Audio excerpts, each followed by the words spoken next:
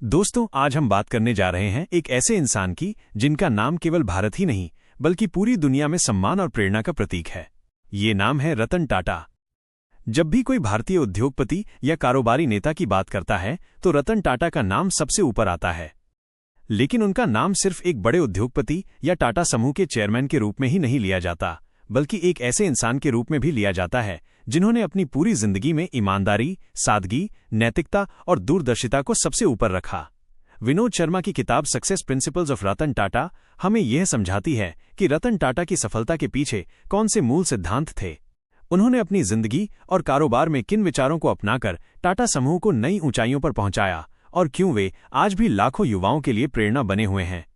रतन टाटा की सफलता केवल कारोबार में नहीं है, बल्कि उनकी असली सफलता ये है कि वे आज भी सबसे विनम्र और सादगी से भरे हुए इंसान हैं।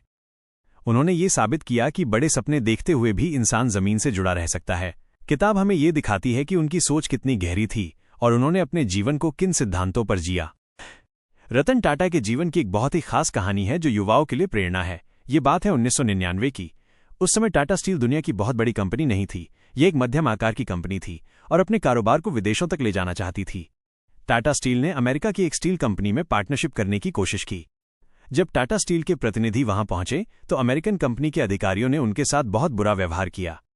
उन्होंने मीटिंग के दौरान कहा कि भारतीय कंपनियां हमारे स्तर की नहीं हैं और हमें उनके साथ डील करने की कोई जरूरत नहीं है।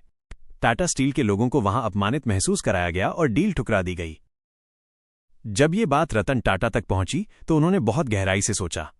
वे नाराज नहीं हुए, बल्कि उन्होंने ठान लिया कि एक दिन ऐसा जरूर आएगा जब भारतीय कंपनियां सिर्फ साझेदारी करने के लिए नहीं बल्कि बड़ी बड़ी विदेशी कंपनियों को खरीदने के लिए जानी जाएंगी। उन्होंने अपने मैनेजमेंट को यही संदेश दिया कि हमें धैर्य रखना है और अपनी क्षमता को साबित करना है। फिर आया साल 2007। टाटा स्टील ने यूरोप की सबसे बड़ी स्टील कंपनी कोरस को खरीदने का ऐतिहासिक फैसला लिया। कोरस उस समय यूरोप का दिग्गज नाम था और दुनिया की 5वीं सबसे बड़ी स्टील निर्माता कंपनी थी। जब टाटा स्टील ने बोली लगाई तो पूरी दुनिया हैरान रह गई। कई लोग कह रहे थे कि टाटा स्टील जैसी भारतीय कंपनी इतना बड़ा कदम नहीं उठा पाएगी, लेकिन रतन टाटा को विश्वास था।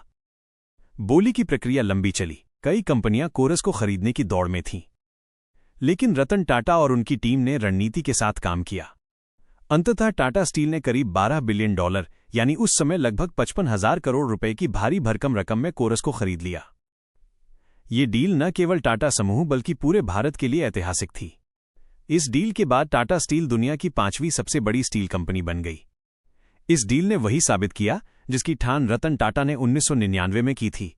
जो लोग कभी भारतीय कंपनियों को छोटे स्तर का मानते थे, अब वे हैरान थे कि भारत की एक कंपनी ने यूरोप की सबसे बड़ी स्टील कंपनी को खरीद लिया। ये डील भारतीय उद्योग जगत की ताकत और आत्मविश्वास का प्रतीक बन गई। यहां सबसे खास बात यह है कि रतन टाटा ने उस अपमान को गुस्से से नहीं लिया, बल्कि उसे एक प्रेरणा में बदल दिया। उन्होंने दिखा दिया कि असली नेता वही होता है जो आलोचना और असफलता को अपना ईंधन बनाए और उसे उपलब्धि में बदल दे। आज भी जब टाटा स्टील और कोरस की इस डील का जिक्र होता है तो इसे भारत के कारोबारी इतिहास की सबसे बड़ी और साहसिक उपलब्धियों में से एक माना जाता है। ये कहानी हमें ये सिखाती है कि अपमान और असफलता से घबराना नहीं चाहिए, बल्कि उन्हें अपने आत्मविश्वास और मेहनत से जीत में बदलना चाहिए। सबसे पहली बात आती है उनके विजन की। रतन टाटा हमेशा बड़े सपने देखते थे। जब उन्होंने नैनो कार का सपना देखा तो लोगों ने उनका मजाक उड़ाया, लेकिन उनका मकसद कभी पैसा कमाना नहीं था।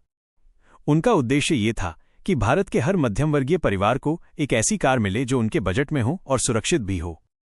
उन्होंने ये सोचा कि अगर कोई पिता अपनी पत्नी और बच्चों को स्कूटर पर लेकर जा रहा है और बारिश आ जाती है तो ये कितना मुश्किल होता है। इसी सोच ने उन्हें नैनो बनाने की प्रेरणा दी। भले ही नैनो बाजार में बड़ी सफलता न बन पाई, लेकिन ये दुनिया को दिखाने के लिए काफी था कि रतन टाटा का मकसद समाज को बदलना था, न कि केवल कारोबार से मुनाफा कमाना। रतन टाटा का एक और सिद्धांत है जोखिम लेने की क्षमता। जब उन्होंने टाटा मोटर्स को संभाला था तो कंपनी कठिनाई में थी, लेकिन उन्होंने साहसिक फैसले लिए। टाटा मोटर्स ने पहली बार भारतीय सड़कों के लिए उपयुक्त कारें डिजाइन की। फिर जब उन्होंने जगुआर और लैंड रोवर जैसी ब्रिटिश कंपनियों को खरीदा, तब कई लोगों ने कहा कि ये कदम बहुत बड़ा और खतरनाक है। लेकिन रतन टाटा ने यह फैसला किया क्योंकि उन्हें विश्वास था कि भारत भी विश्व स्तरीय ब्रांड्स का मालिक बन सकता है।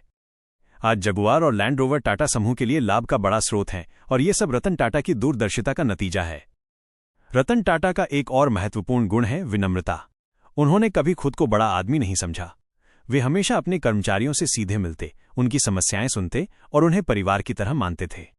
टाटा समूह के हजारों कर्मचारी बताते हैं कि रतन टाटा से मिलने के बाद उन्हें कभी ये महसूस नहीं हुआ कि वे एक अरबपति उद्योगपति से मिल रहे हैं। वे हमेशा सादगी और अपनापन दिखाते थे।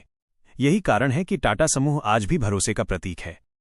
रतन टाटा का मानना है कि कारोबार केवल मुनाफे के लिए नहीं होना चाहिए, बल्कि समाज की भलाई के लिए भी होना चाहिए। टाटा समूह ने शिक्षा, स्वास्थ्य, अनुसंधान और सामाजिक विकास में हमेशा योगदान दिया है।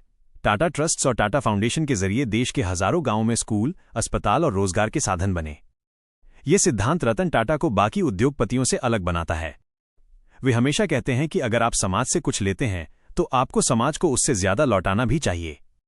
उनका एक और सफलता का सिद्धांत है ईमानदारी। कारोबार की दुनिया में कई बार लोग शॉर्टकट लेने की कोशिश करते हैं। वे नियम तोड़ते हैं, झूठ बोलते हैं और भ्रष्टाचार का सहारा लेते हैं। लेकिन रतन टाटा ने हमेशा साफ सुथरे तरीके से कारोबार किया। वे कहते हैं कि अगर आपका नाम और आपकी ईमानदारी दांव पर है तो कोई भी सौदा करना सही नहीं है। यही कारण है कि टाटा समूह आज भी सबसे भरोसेमंद और नैतिक ब्रांड के रूप में जाना जाता है। रतन टाटा का जीवन हमें यह भी सिखाता है कि सफलता केवल पैसे से नहीं मापी जाती। उन्होंने कभी शादी नहीं की, लेकिन उन्होंने अपने कर्मचारियों, अपने दोस्तों और समाज के लिए हमेशा परिवार जैसा प्यार दिखाया। वे आज भी सोशल मीडिया पर युवाओं से जुड़ते हैं और उनकी समस्याएं सुनते हैं। वे छोटे छोटे काम करके भी लोगों का दिल जीत लेते हैं। एक बार जब एक हादसे में घायल लोगों का इलाज एक टाटा अस्पताल में चल रहा था तो रतन टाटा खुद वहां गए और हर मरीज से मिले। ये छोटी बातें ही उन्हें असली महान इंसान बनाती हैं। रतन टाटा का एक सिद्धांत है कि असफलता से डरना नहीं चाहिए। वे कहते हैं कि असफलता केवल सीखने का एक मौका है। अगर आप कभी असफल नहीं हुए तो इसका मतलब है कि आपने कभी कोई नया जोखिम लिया ही नहीं। नैनो प्रोजेक्ट को बहुत लोग असफल मानते हैं, लेकिन रतन टाटा इसे अपनी सबसे बड़ी सीख मानते हैं। वे कहते हैं कि असफलता ने उन्हें और भी मजबूत बनाया और सिखाया कि सही सोच और सही टीम के साथ कोई भी सपना पूरा किया जा सकता है। किताब ये भी बताती है कि रतन टाटा हमेशा युवाओं को प्रेरित करते हैं। वे कहते हैं कि अगर आपके पास सपना है तो उसे पूरा करने से मत डरो, लेकिन सपना वही होना चाहिए जो समाज और लोगों की भलाई से जुड़ा हो। वे हमेशा युवाओं को ये संदेश देते हैं कि आप में बदलाव लाने की ताकत है, बस आपको अपनी सोच बड़ी रखनी होगी। रतन टाटा की सफलता के पीछे उनका अनुशासन भी है। वे समय का बहुत महत्व समझते हैं। उनके लिए मीटिंग का मतलब समय पर काम पूरा करना है। वे कहते हैं कि समय की बर्बादी सबसे बड़ा नुकसान है। ये आदत उन्होंने अपनी पूरी कंपनी में फैलाई और यही कारण है कि टाटा समूह हमेशा भरोसेमंद नाम रहा। उनकी एक और खासियत है जमीन से जुड़े रहना। चाहे वे कितने भी ऊंचे पद पर रहे हों, उन्होंने कभी घमंड नहीं किया। वे खुद अपनी टीम के साथ बैठते, छोटे कर्मचारियों से बात करते और सबकी राय सुनते। वे मानते हैं कि असली ज्ञान केवल किताबों में नहीं, बल्कि लोगों से बात करके और उनके अनुभवों को समझकर आता है। किताब हमें ये सिखाती है कि रतन टाटा का असली रहस्य उनकी सोच है। उन्होंने हमेशा वही किया जो सही था, भले ही वो कठिन था। उन्होंने अपने जीवन को सिद्धांतों और मूल्यों पर बनाया और कभी भी उनसे समझौता नहीं किया। यही कारण है कि आज भी जब उनका नाम लिया जाता है तो लोग सम्मान से झुक जाते हैं। दोस्तों, अगर हम रतन टाटा की जिंदगी से कुछ सीख सकते हैं तो वो ये है कि सफलता का मतलब केवल पैसा या शोहरत नहीं है।